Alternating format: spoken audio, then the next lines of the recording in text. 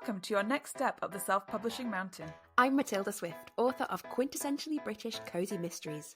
And I'm Samantha Cummings, author of young adult books about magic, myths and monsters. I've written the books, Changed their covers, tweaked their blurbs, tried tools from a dozen ads courses. and I'm still not seeing success. Now, we're working together to plot and plan our way from barely making ends meet to pulling in a living wage. Join us on our journey where we'll be mastering the pen to snag that paycheck. Hello and welcome to Pen to Paycheck Authors Podcast. I'm Matilda Swift, here with my co-host Samantha Cummings, and we're here to write our way to financial success. We're two indie authors with over a dozen books between us, and still a long way to go towards the quit the day job dream.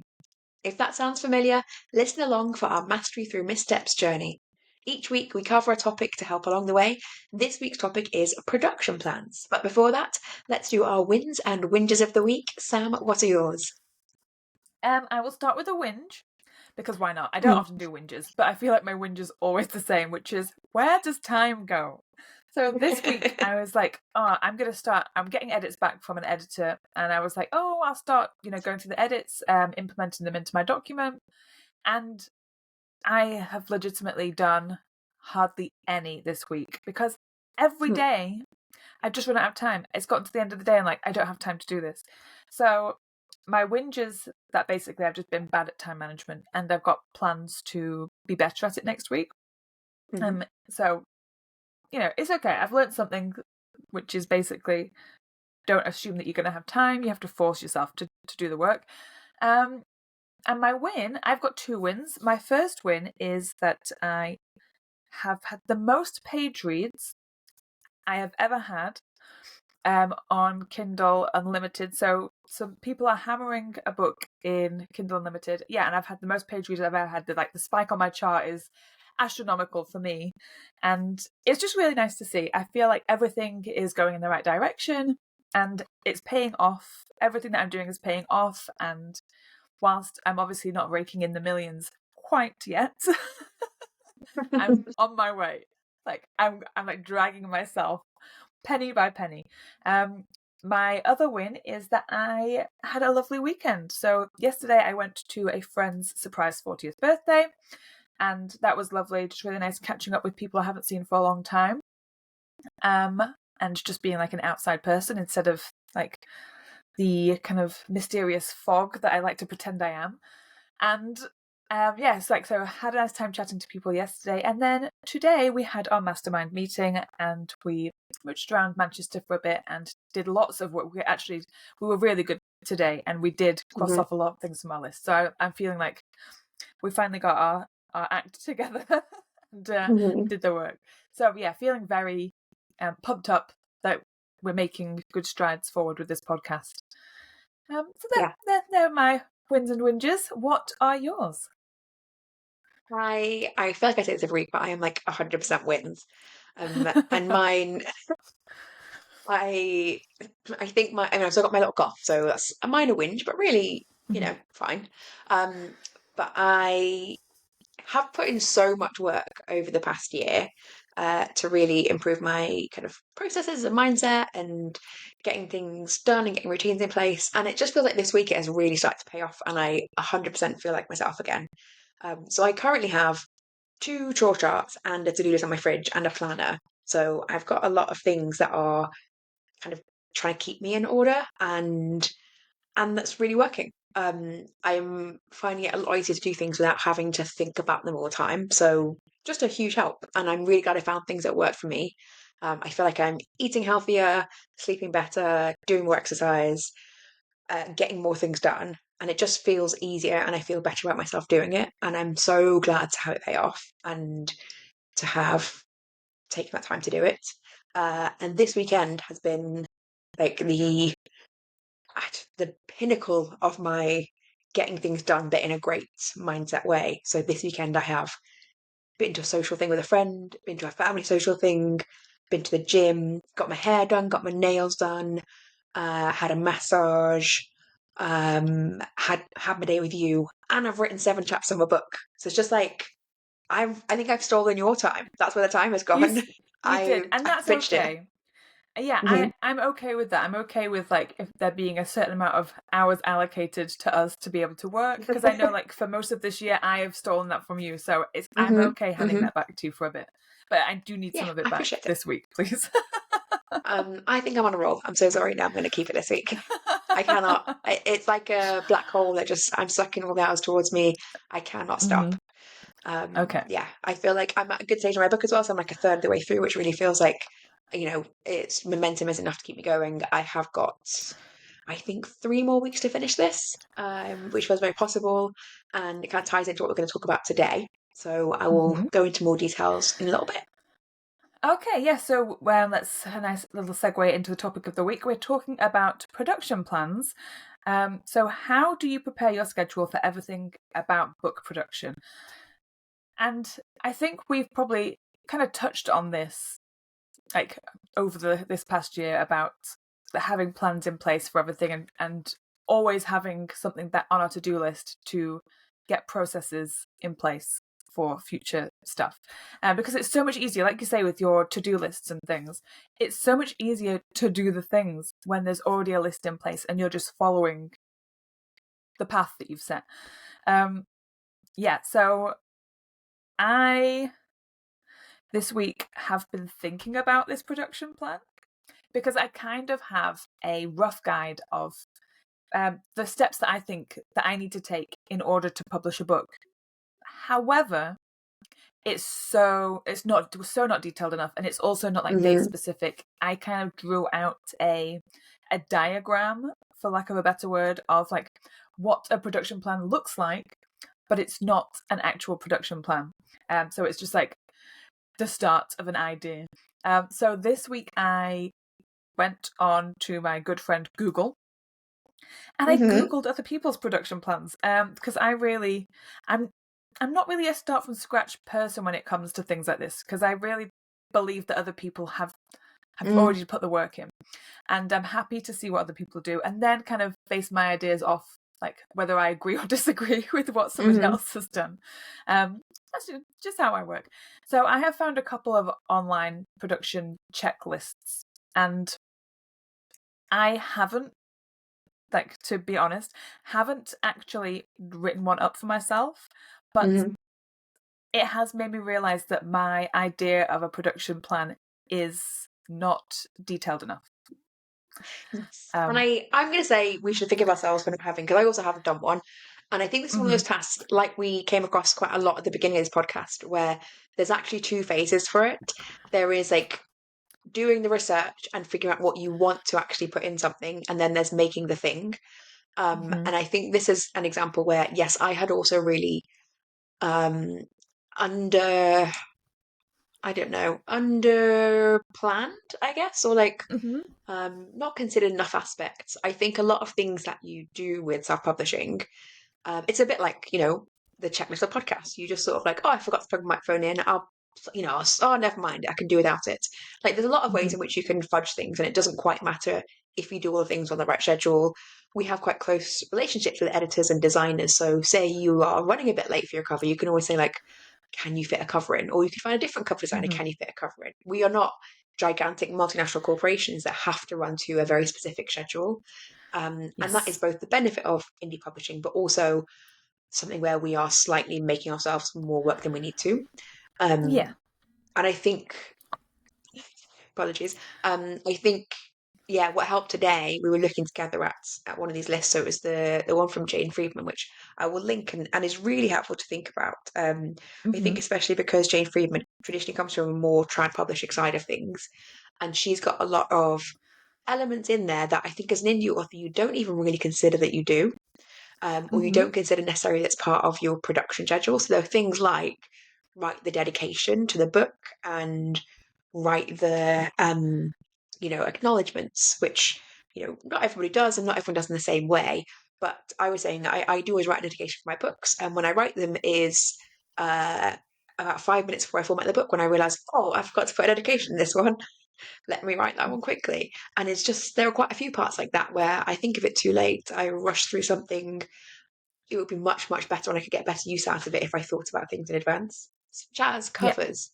So I've got a new series coming out that we'll talk about maybe a bit more about dates in a minute, but like I'm getting 3 books out, rapid releasing next year, and I could decide the titles now. I've got a very strong idea of the titles, but I kind of don't want to pin myself down, but that's just because I don't have to. Whereas if I had a boss above me, I would pin them down. Mm-hmm. And I could get the covers now and I could start thinking about how to use that for a marketing plan, but I don't have to. So I'm putting it off until a time when I have to. Yeah, there's a Mm-hmm. lot of leeway for procrastinators in the self-pub world, which is not Yeah. always to our advantage. So I think this one from Jane Friedman is a really useful one to look at, and you definitely won't agree with all the timelines that she's got on there, and you won't necessarily agree with Mm-hmm. that, including all the elements on it. But I want to go through and think about each one, and the disagreeing, like you said, like disagreeing with it is part of what helps you decide, are you going to do it or not? Yes. I think one thing that is sort of putting me off from finishing mine, actually, or from actually putting it together, is that I want to also factor in launch plans for this, because Mm-hmm. the one from Jane Friedman, in fact, lots of people's production schedules, they act like we are a publishing house where editorial is one part of the company, marketing's another part, production's another part. But we do all the parts, and there's no other con you're going to hand it off to. So in a publishing house, the production team would be working on a book while the marketing team is marketing it. But there's no point you pretending that you're 2 people, because you're not. You're going to have to do all things at once. So I actually want Mm-hmm. to make my production plan factor in my launch plan. Um, Yes. And like your marketing and social plan after the point, after the fact, of it being published is, yeah, it'd be nice if it all fed into one another. mhm. And I'm just picturing like a giant spreadsheet, because that's Yeah. that's how everything always turns out for me. It's like, just stick it into a giant spreadsheet. Yeah, Hmm. I see. And also I think what we kind of realized when we were both looking at this example is how different a publishing checklist or publishing plan is depending on what genre you're writing, what kind of writer you are, because you want to schedule in and factor in the fact that you are going to be Hmm. writing and then editing and writing and like your whole like series, um Hmm. like how you will work on multiple projects at once, Hmm. whereas I don't tend to think like that. I tend to think of just like one book at a time. So that was like a very interesting thing to like, your plan is like a long-term plan, and I was just thinking like, I just want to get through one book. I just want to get one Yeah. book out But I and then think go it's back to the tricky, start. and that is definitely that's definitely what's tricky, I think, about indie rather than trad, and where it's hard to find examples of good publishing schedules. In that, if you're a trad author, you may be at a push are on a 1 book a year schedule, and that's not necessarily true in all genres, right? There's a lot of genre fiction where Mm. people are on a fast-paced schedule, but in the most like stereotypical trad published world, most authors will think 1 book a year is a rush, and they might talk to other colleagues who are a bit more experienced, and they'll say like, "Oh, yes, yeah, I started on the 1 book a year train, and it was too much to keep up with." And for an indie author, that sounds like, "Wow, 1 book a year, what are you doing? Yeah. Like, are Yeah. you just having a lot of naps? I don't know what you're doing, but it's not. It Hmm. doesn't seem realistic as a Especially if they're full-time authors. yeah, yeah, Hmm. absolutely." So, um, yeah, so I think a lot of stuff where we're finding production schedules that are online to kind of look at, they are imagining you're doing one discrete project at once, and then maybe you're Hmm. having your summer break, or you're doing a publicity tour. In fact, often you're doing some Hmm. sort of tour which breaks you off from writing, and then you'll come back to the writing. Whereas I do overlap things, and I think I would say for genres where you are doing ongoing series, or you're doing pretty rapid releases, that's the only way to do it.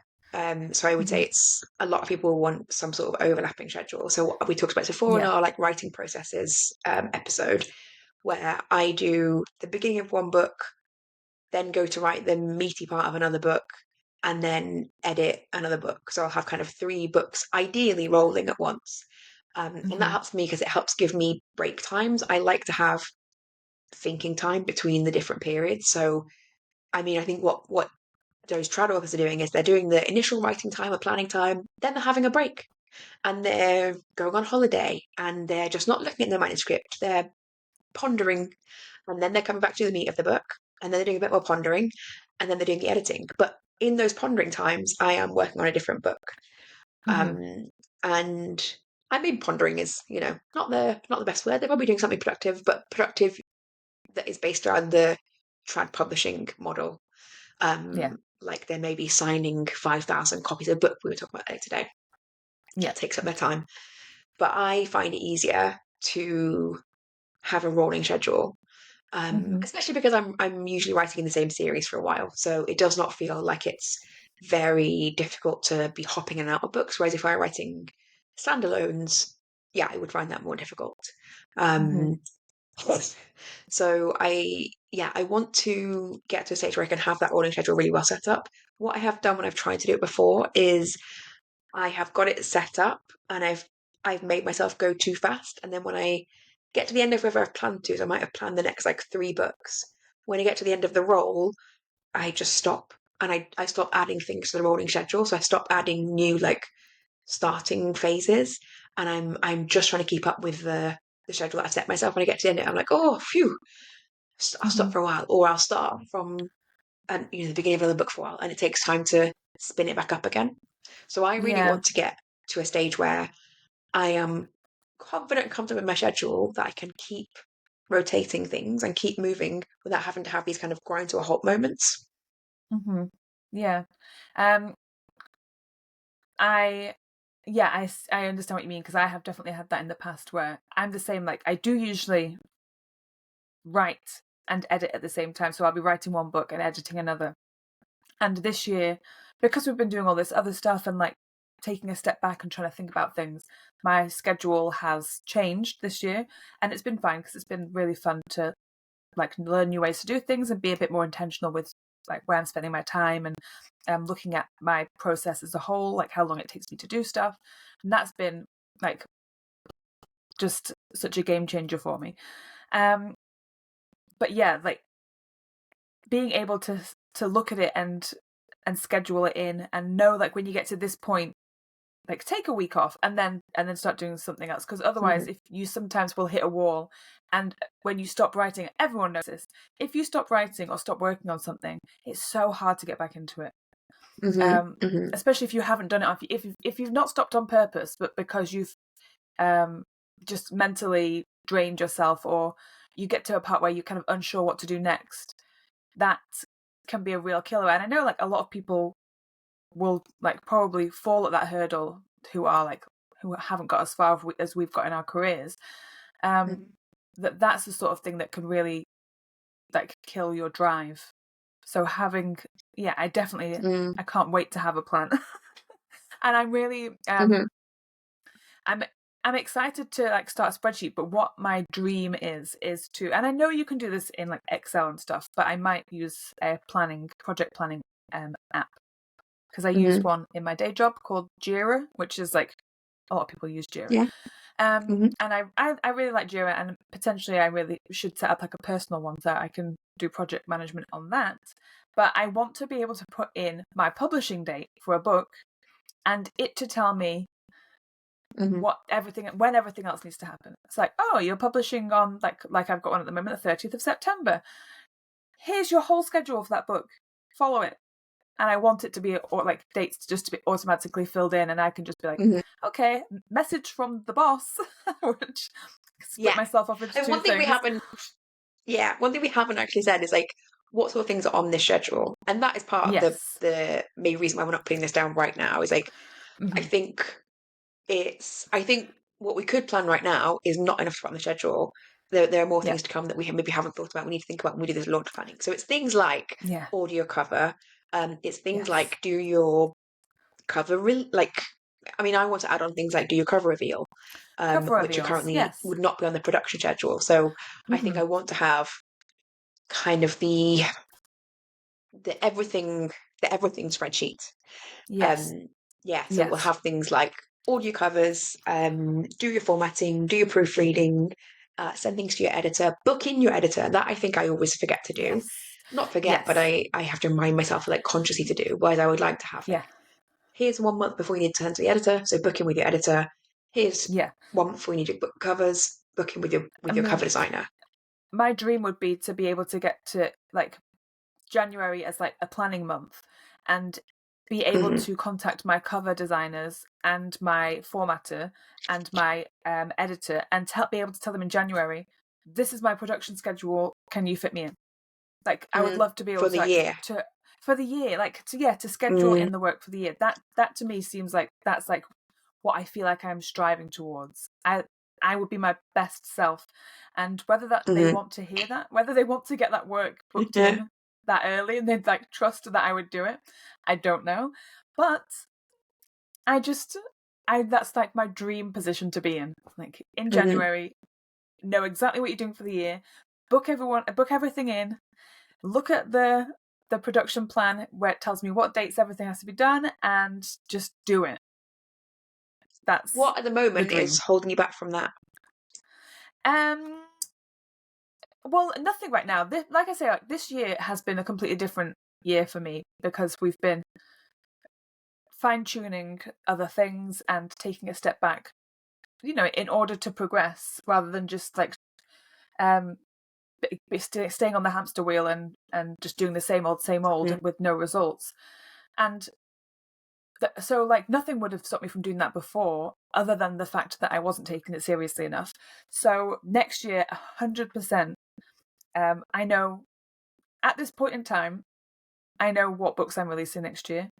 I just need to kind of get everything in order to like do the work, which is like find the files and put them somewhere so that I don't like forget about it, and then put them into the production plan and look at the dates and work to those dates. And I think next year I will be able to do that because I know what I'm doing next year because of this year, because we've taken this time this year to think about like who we want to be rather than the fools we were before. I think that's part of my problem is that I don't know what I'm doing next year. So Cozy Mysteries, they're not discrete series. You write a series, they can't, it's not impossible for them to be, but they're not by and large. You just write them until people start reading them, for the most part. So I've got a new series launching, and I'm definitely going to launch the first 3 at the beginning of the year as a rapid release. I say definitely, and my voice is losing certainty with every word. It is my intention to do that. And I feel, and this is a good indication of what my actual problem is with this making myself a schedule, is that I feel underconfident with my ability to stick to it. I have ordered myself not one but 2 2024 calendars this year, like wall calendars, because I filled in one, was very optimistic, did not meet any deadlines, and then had to start again, and have a real rethink. So I feel like I could. I've started on my 2025 one, and I feel like I could get there, and I just don't hit my deadlines. And part of it is because I'm still doing things that are new to me. So next year I'll be doing rapid release that is new to me, and it could be that there are parts of it that are more work than I anticipated, or that I just get more burned out. And like I've set a schedule that's unrealistic, and to keep to it, I can do that, but then I cannot continue at that pace.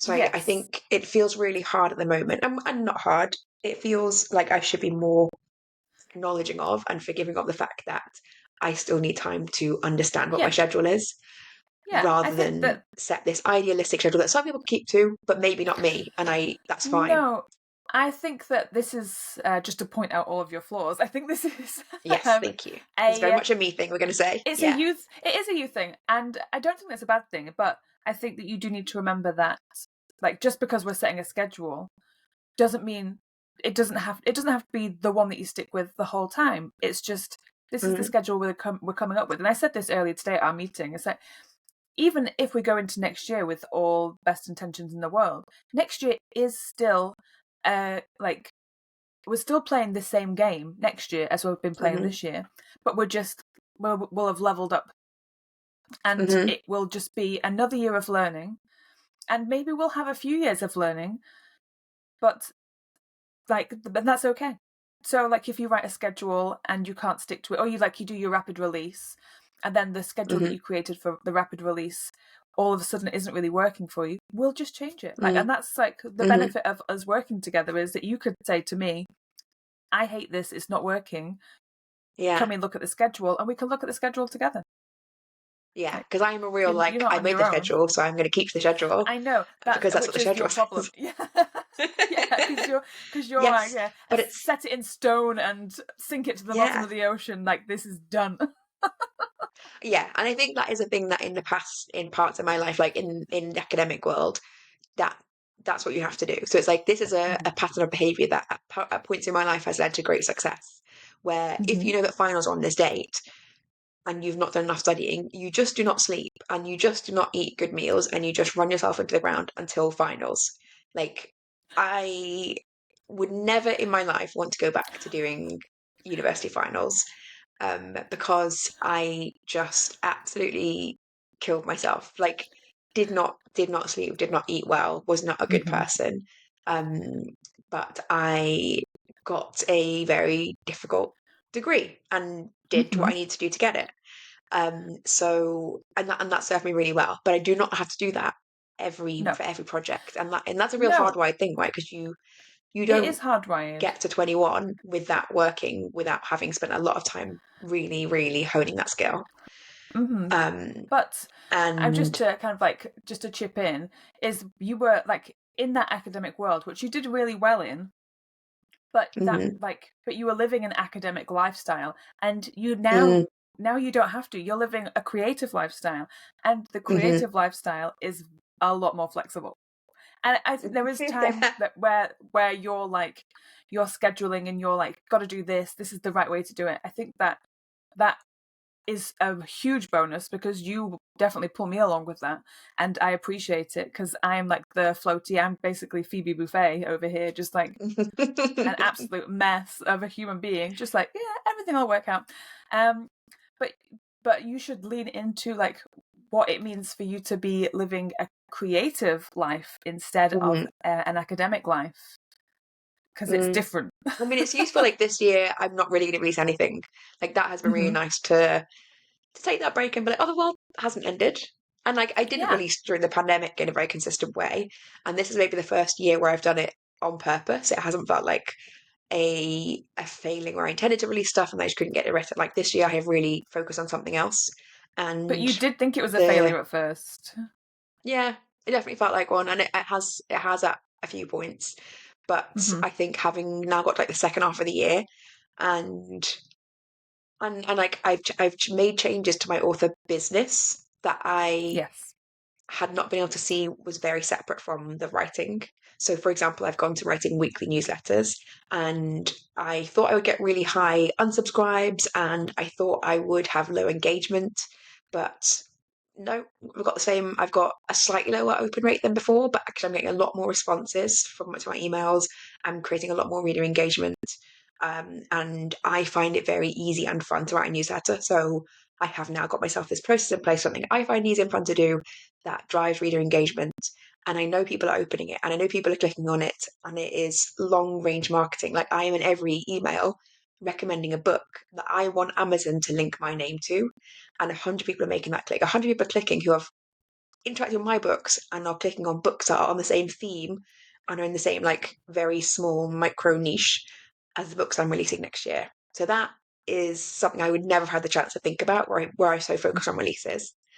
Um, and I think I just struggle with thinking about next year, um, trying to kind of maintain that balance. So once I start releasing again, if I'm going for this rapid release model, so then I feel like, what's the next correct, quote unquote, correct thing to do? So once I've got those 3 books out at the beginning of the year, do I go to do 4, 5, 6? Because I want to do them in kind of trio. So do I go straight to do 4, 5, 6 of that series, or do I go back to my kind of original series, the very first one that I wrote that is most popular, and the box set of that still sells. And it's probably what gave me most of my readers.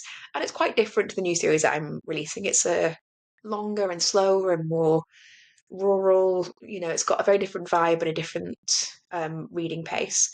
So do I go back to that to kind of make sure those people are on board, even if they don't like the new series? Or do I go to 4, 5, 6? I just don't know. And I can feel myself wanting to find the right answer. There's not a right I'm answer. not It's wanting to going to make a be, schedule until I've thought of the right answer.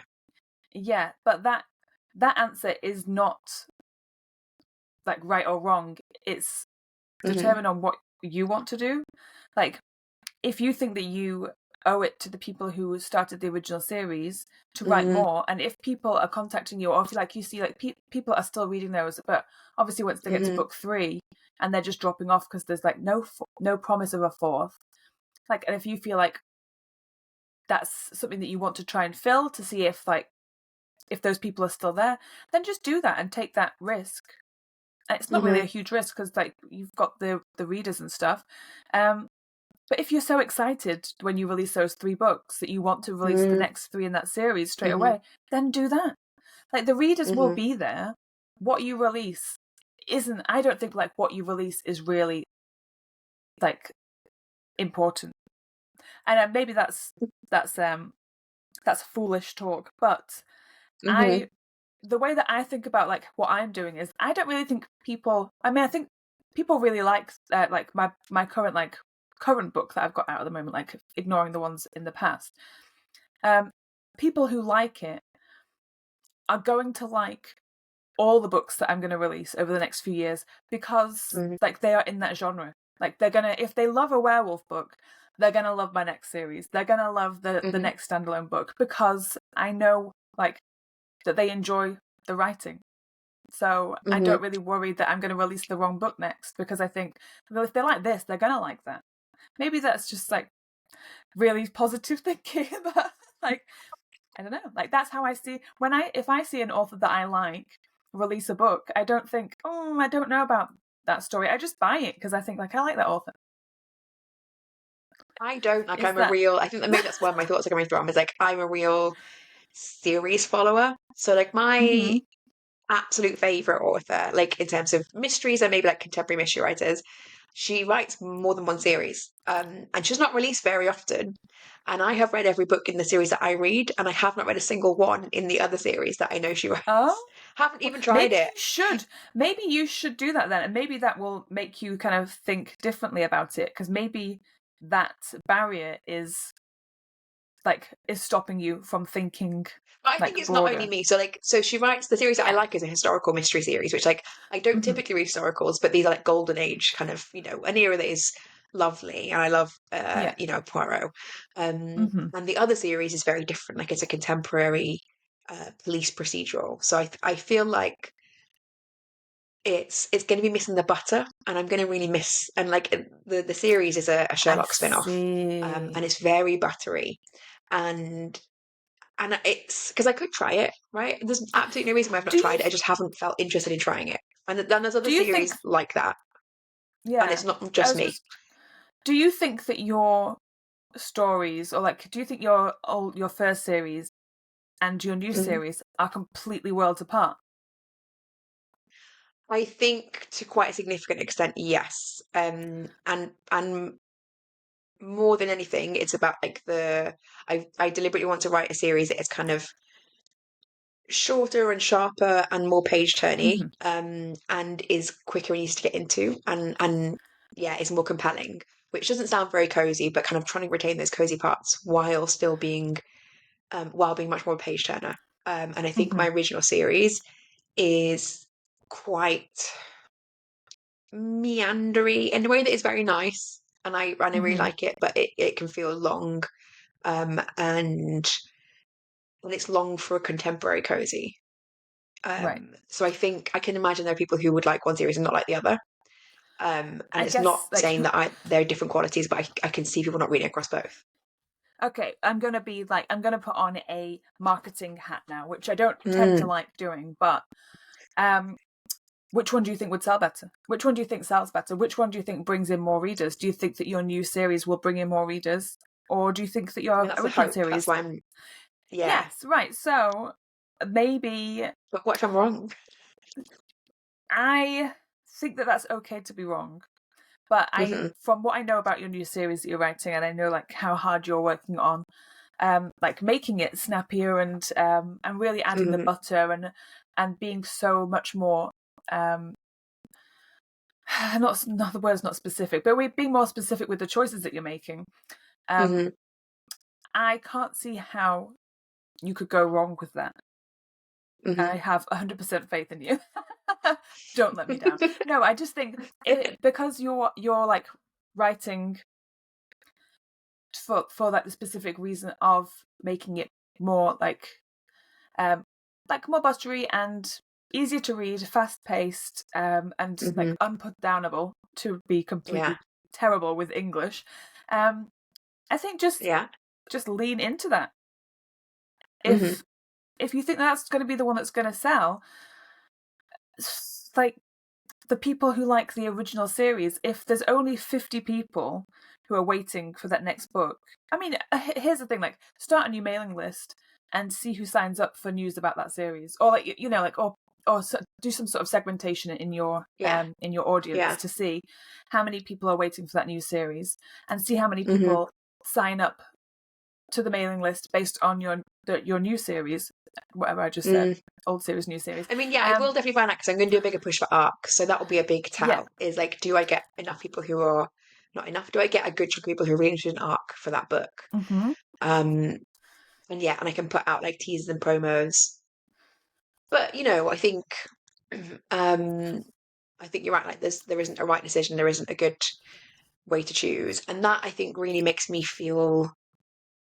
I don't necessarily want to commit to saying I'm going to do that all year and nothing else, because I've had this year off as well. I don't necessarily want to say, like, I'm all in with this new series. I'm not. I don't know. Maybe I'm just lacking confidence to say to be all in. But we did say, but didn't we, about when we're doing, just to bring it back to the point of the publishing schedule, book production plan thing. God, my English today is just atrocious. My brain's like just frazzled today. I do think, specifically for you, because you're wanting to do rapid release, allowing yourself some time after or between publications to review the information and make a decision based on like actual facts and figures. I think. I don't think for me that is helpful, because I mean, I think it probably will be at some point, but because I'm not like having long series, I've got like basically like trilogies, standalones. I have less opportunity, like, or need to really look at the figures. But I think if you, when you're doing your plan, should definitely build in time to just look at the stats, which is not what anybody wants to do. But no. But make no, but that is the thing that I wouldn't build in, because if I get myself on a hamster wheel, this is what I'm scared of, right? Get myself on a hamster wheel, because to an extent, you do have to be on a hamster wheel to kind of, or in whatever a nicer way of saying hamster wheel is, like, to keep things rolling, know, and not have to have things be very stop start. There does need to be a certain wheel aspect to it, and it feels comforting to think, oh, I should figure out what the right shape to that, like, ongoing journey will be, that wheel, and just like roll out a track ahead of it, so it can just roll down that track, and like I'll plan every step along the way, and then I'll know what I'm doing. And that is what I'm trying to find, but that is not correct, right? I think that's what this discussion's come down to. What I actually need to do is maybe do 3 and already be partway through the 4th, like knowing I'm going to do a 4th at a bare minimum, but at the end of 3 do an evaluation and say how many, and like have some cutoff points, or have some KPIs that I want to have met before I'm doing this. And even at the arc stage of book 1, I want to make myself a KPI saying I want to have X many arcs, otherwise I'm gonna try and close it off after 4, or like make myself have an out at 4, because I think 4 is a nice number. People often don't start reading codes until you get to like 3 or 4, or I might just say like, oh, I want to definitely have a hard out option at 5, maybe, but I think I need to make myself some KPIs and have decision points, and in my production schedule make myself little editorial meetings. How's this gone, Matilda? Not as well as I thought it would do, other Matilda. Let's plan to shorten this series and not buy the rest of the series. And imagine that I had a finite editorial budget, and how we're going to spend it. And it may not be an acquiring, because that is a thing I think we talked about somewhere, or I've been thinking about. It's like, if you were an acquisitions editor, would you acquire your next book at the cost it's going to take you in terms of time? Would you acquire it? Make some hard choices. we have definitely talked about that. Whether it was on the podcast or not, I don't know. But Mhm. yeah, the idea of like, when you're coming up with the idea for a book or when you're writing a book, if you can't pitch it even to yourself as something that you think is like viable, like, then that's a worry. Like, if you can't pitch it to yourself and be like, yeah, like, I would buy this. I mean, and to me personally, that's all I need, is that I would buy this. And I know that there are other people who are like, I don't care if I wouldn't buy it because I'm writing to market. That's a different, like, that's a different person to me. It's okay to be that we're different people, but if I want to read it and I'm excited to talk to people about it, and yeah, and I like want to have conversations with people and all that stuff, then that's important, because for me, I've got to love it. So that's I definitely had another point I was going to make in this I was topic. just about to say something. Okay, do you have my next point? Because that would really help if you know what my next point is. I know what I was going to say, which was that I hadn't thought about this, but in the production schedule, I definitely need to put short stories in, like free little things, because for all of the series and books that I'm writing and planning and everything, I also have short stories, like free giveaways and stuff that I want to schedule in, because I don't do it. I love the idea of doing it, and I've have got them on post-its, obviously, like post-its everywhere in here. And I've written them on the post-its. So I need to make sure that they go in the schedule, because I know how long it takes me to write a short story. That is such I mean, it's not like a well-oiled machine, really, but the last short story I wrote, I completely nailed it. I completely nailed the process, and it made me really excited to do that more. And if I can just get that in as part of my routine, rather than just something to do on the side every now and again when I get the chance, I will feel like I'm winning. Like, that'd be great. Wow. I'm today's winner then. So I have made my not production schedule, but my like writing and editing schedule. So much less detail in production schedule, but I have made that into next year, and it includes short story weeks. Amazing. And the reason why is my next point, and it's because one problem I have with trying to make a production schedule is you say, oh, I need this thing 17 days before publication, I need this thing 29 days before publication. You can do that with numbers, but you're missing things like, oh, I've got my holiday, my summer holidays, or I always go to this conference, or it's Christmas. And realistically, I take most of December off because I love Christmas. And oh my gosh, I'm already so excited just thinking about it. Stop, please. Sorry, I can't think about December. I got such a thrill of it's going to be so good. Anyway, it's going to be cold. I'm going to Spain, so I'm going to Spain with my family for Christmas. It'll be toasty warm. It'll be lovely. Bless you. Yes. So I'll have holiday in Spain with my family. I will ideally, if I can, also go to a Christmas market in Germany beforehand, because I did that last year and it was heaven. And then I'll also do like my Christmas shopping. There'll be Christmas events at the weekends. And trying to write around that feels like an uphill battle. And actually, I'd really like to have just a month off. Yeah, I think that you deserve December off. You're so into it.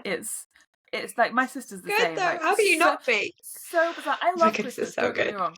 I love Christmas. I love the idea of Christmas. I love Christmas songs now. Like, this is the time of year where I'm like, let's start playing these Christmas songs. But by the time December comes around, I realise how much I don't thrive in winter. And and it just it really gets me down, and I just want to stay in. I mean, I love, I tend to spend December either writing or editing, and I just want to do that. I don't want to leave the house. I just want to stay inside with a blanket on, and and then wait for Christmas dinner, and that's the only thing that makes me happy. I mean, to be fair, I don't actually work that much in my day job over December. I effectively take the whole thing off, and it's an ongoing joke. Sam's not here in December. I'm gone. And when I am there, I'm not interested in anything other than getting home. So, it's a different situation for me. Anyway, so I think that's what I struggle with, trying to put these production schedules together. Is I treat them as two separate things. So I've done things before where trying to kind of make production schedules, and I'll make them planning back from X number of days, X number of weeks. But then I look and compare it to my real life, and I'm like, oh, but I've got like, my parents are getting married in a couple of weeks, so I've got that weekend off, and I'm seeing a friend this weekend. I'm going to travel to see her, and there's always something.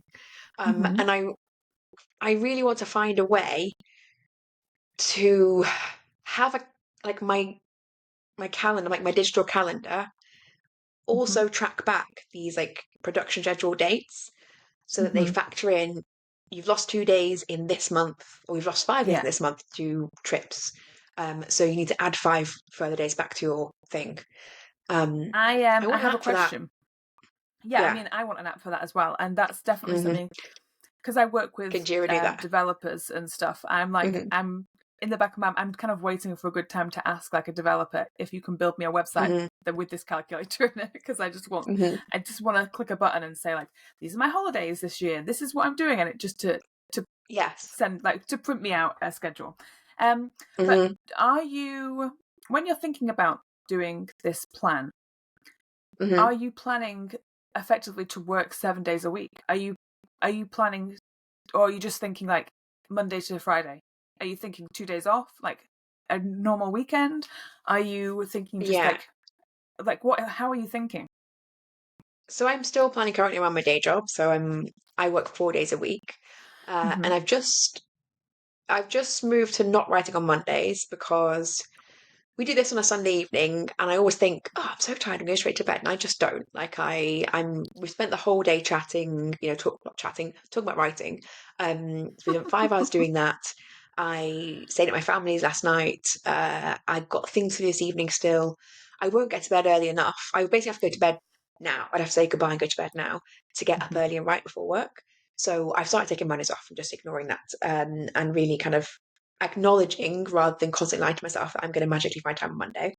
And then on Wednesday, I do 2 writing sessions because I have a writing group in the evening. So I do 6 days a week in theory, but I often try and give up one day of my weekend to something like sociably exercisey, some activity, but I'm often doing something on that day. So, for example, today was that day for me, and I just wrote one chapter this morning because I really wanted to get to a certain point before the end of the weekend. But that was quite quick and easy, and I did it in Starbucks with my first pumpkin spice latte of the year. Very, Oh my very goodness! lovely. Yeah, Wow. I was so influenced. I was posting on the way in saying pumpkin spice lattes are back. I was like, yes, thank you. That is what I needed this morning. Okay, no, I'm okay with that. Yeah, it was delicious. And I feel like the people who hate pumpkin spice lattes do not know what joy is in life. They're delicious They and don't. fun. No. Yeah. No. So yes, so I had that this morning and did a chapter. But normally, yes, in theory, I'm working to 5 days a week. But like on a Monday, I could do something publishing related, and on my weekend day, I might do something extra as well. I don't think You're that's shaking your the head. only reason I brought. Yeah, because the only reason I brought it up was not to shame you into doing it 7 days a week. It's fine. I wanted you to take 2 days off. That's what I was going to say. I was going to 2 say, days off. That's insane. well, no, but like have one day off and then one day where like you maybe like focus on other stuff. Like I do. I have Thursdays off, and on Saturdays I do sometimes do some writing and stuff. But I tend to do admin days on Saturdays. So things that I've been putting off, like sending emails and any kind of research that I told myself I was going to do, I'll do it on a Saturday. And sometimes to put that off, I'll write or edit. But effectively, I try to work 5 days a week and have 2 days. Well, definitely one day where I don't do anything, and then another day where it's a possibility, but I'm probably doing something, but not writing. I think it's healthy. I think it's healthier. I would love that to have that. Yeah, I would love that. I think I currently wouldn't get enough work out in doing that, and I want to kind of up my work out. But again, that then just leaves me often ignoring some admin things. Which currently my work, so I work from home, my lunch hours are scheduled tightly for admin, which again, I can already tell you're frowning at me for. It's fine. It's fine. I don't think to be fair, like it's because like I was saying this earlier about how like I know I could write during my lunch hour, but then at the same time, I think I deserve to have an hour off, like where I can do something else. I do sometimes do work, but I think I'm the same. Like sometimes at lunch, I'll be making or doing social posts. That tends to be like when I'll go on social media and I'll do some social posts or queue some things up. I have just not realized, okay, this is going to sound bad, that I'm so not technical. So I know you can schedule things on Facebook. Obviously, everyone knows that. Schedule things on Facebook. I didn't realize until recently that Instagram is now schedulable. And Oh, I didn't know that as well. We use so a you can scheduler at work. Yeah, you can just do it through the app now. Oh. So yeah, I am trying to get ahead of that. So at lunchtime, sometimes I'll pop a few things in my schedule and then like wait with bated breath to see if it's actually going to work. And so far, it has. So I get it. Like, yeah, lunchtime is a great time to be doing stuff. But if people are listening to this and they're like, I only get half an hour's lunch and I'm so tired and I'm so hungry and I need to like not do stuff, I think that's valid. Don't worry about it. Yeah, that is not for me. I have 1 hour and I go downstairs in my house to have ideally meal prepped already for the week. And I just eat some food and I only do things that I find easy at lunch. So I do this podcast editing on one lunch, and over two, I do my newsletter for the week. So for example, not difficult things, but just things that were taking up time that I could have otherwise kind of had it a bit more mental acuity to do something harder. But yes, I do think I just don't have enough time in my life and I need more time. I think I would love to spend a day doing admin, but to do that, I would have to give up like seeing my family, and they would be cross. Yeah, I do. My just like day-to-day Sorry, life. it sounded horrible then. Yeah. My day-to-day life is like I've built my family into my day-to-day, which is just effectively showing up at their house and dumping my dog on them. And that's what I class as quality time. It's like, hey, look after the dog whilst I go to the shops. Thanks, bye. See you in like an hour. So that's built into my schedule already. So nice. It's a giver. It's fun. Yeah, I'm really very generous sharing my dog with my family.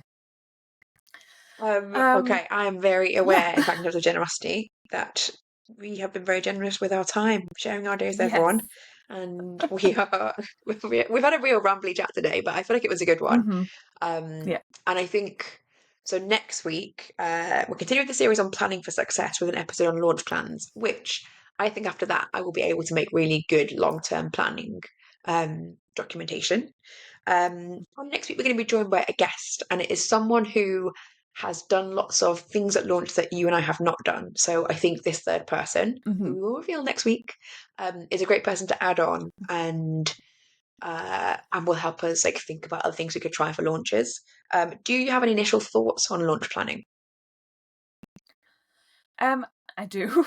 In that I have a very basic launch plan, which is things like do a cover reveal, and then like once it's launched and like here's the cover, here's the release date, and then when it's released, here's a picture of me holding the book. That's it. It's like that's it. That's the whole thing. That's the process. No, it's very, very lackluster. Leaves a lot to the imagination. I recently saw somebody on my Instagram who I follow, and I can't remember who it was, which is really annoying.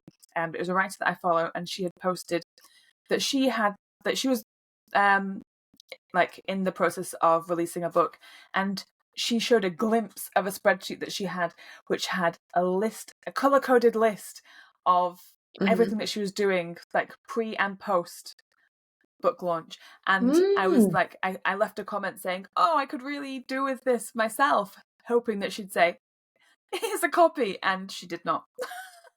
So, and what I know is I've got a lot of work to do. Yeah. I think, again, this is one of those places where you can just not do it as an indie author. You can be like, I'll just release the book rather than launch the book, which I've definitely done. Yes. Oh, yeah. Like every time. Yeah. I'm just like, the book is out now. My job is done. Next book. Which is an option. But I think to level up, you need to get more of a launch plan. I like that. I like that. Like launch, like release and launch, two different things. Yeah. I want to smash a bottle of champagne on it. Yeah. Like I'm launching a boat. I'm just trying to think I'm trying to think if I ever have launched a book rather than just released a book. Um, for my very first book, actually, I think like I'd got arcs and I'd done a prequel novella that I put out on Book Funnel to get enough like people on my newsletter, and I did some things, and I got pre-orders. So I've always had pre-orders of my books, but have never like driven any excitement. I'm always just like quietly optimistic people will decide to read it rather than telling people you're going to love this. Here's why. So yes, I want to do much more, and I'm very capable of it if I plan in advance. So I've got plenty of time now. Well, not plenty though. That's the thing. It's starting to feel like if I'm going to do a big launch, I need to get a wriggle on. So this episode will come in a very timely manner for me personally. So ideal. So yes, that'll be the next episode that you hear from us. And hopefully it's also very helpful for you to think about launch plans, everybody else. And do feel free to let us know. We are on Instagram at Pen to Paycheck Authors. Do feel free to get in touch that way and let us know anything you think is interesting about launch plans. We will be posting about it as well. We've been doing a lot more posting on there with lots of tips and ideas. So feel free to follow along. And the same with the podcast. Please feel free to like, subscribe, and review all the things. Or just tell a friend. That's also really lovely. Just tell one real life person. That's how I recommend my podcast. I'm a very word of mouth person. So, or just come by next week. Lovely to hear from you. I hope you're listening and enjoying the podcast. Goodbye. Goodbye. You've been listening to Pen to Paycheck Authors. Stay tuned for our next episode, and don't forget to subscribe to learn how to write your way to financial success.